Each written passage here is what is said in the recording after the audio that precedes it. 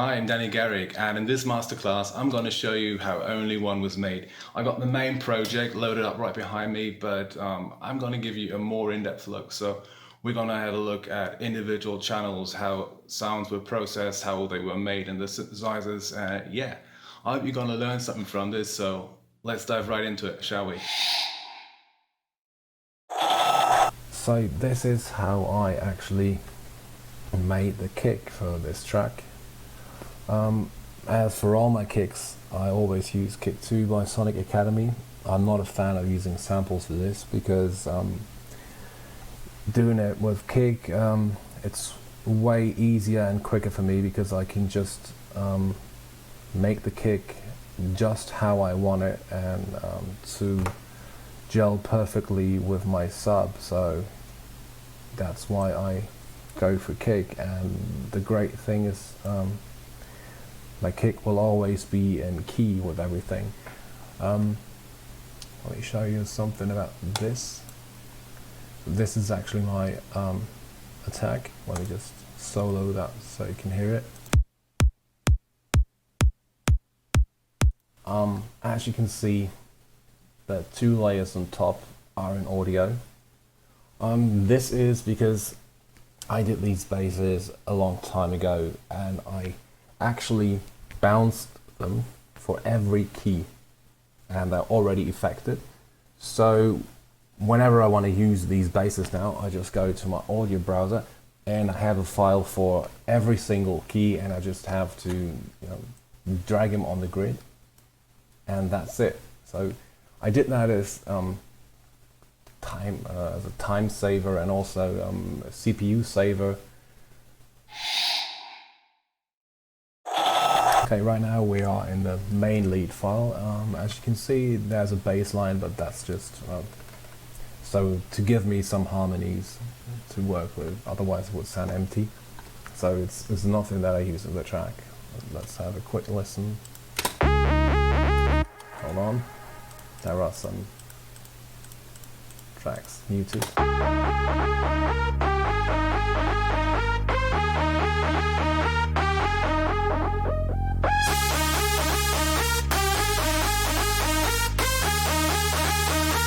And as you can see right away, there are my layer channels again, and in this very example, it really makes sense to use them. Otherwise, it would be a nightmare to do.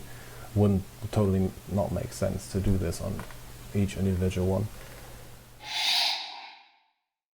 Okay, now we are in the chords file. Let's have a quick listen to this.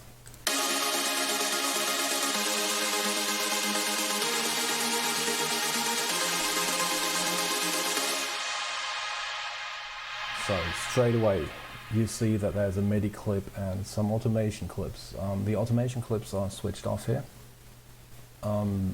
because this is a file or a type of file where I usually go to for doing these type of chord sounds. So I always have these things preset already. So let's switch this on. So let's start with this.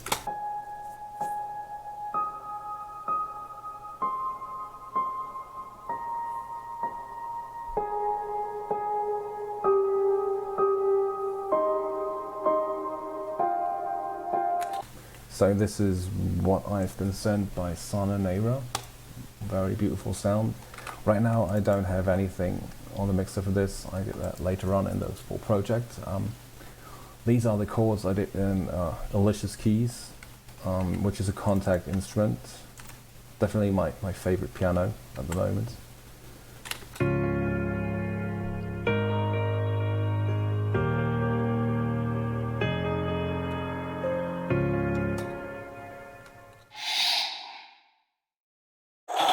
So this right here is kind of a vocal processing file, but not where I actually process the vocal.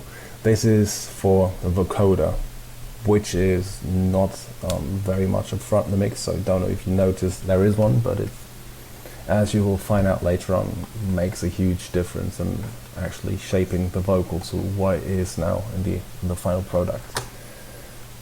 So I've 3 tracks here, just click track at the beginning. just doing what a click track does. This is for the sole purpose of easily being able to place it on the grid later on, just to have these little transients there, so I place it on grid without having to think about it, just as a time saver. Okay, then I have the chords, which are just the chords of the track, so nothing new done to it.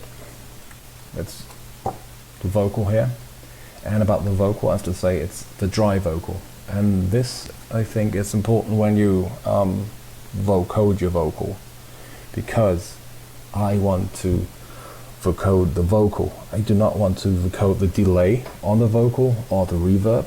I can still, send the vocoded vocal later on to a reverb send together with my main vocal. But I don't want to actually vocode the effect. I just want to vocode the vocal. So let's have a listen to what this actually sounds like.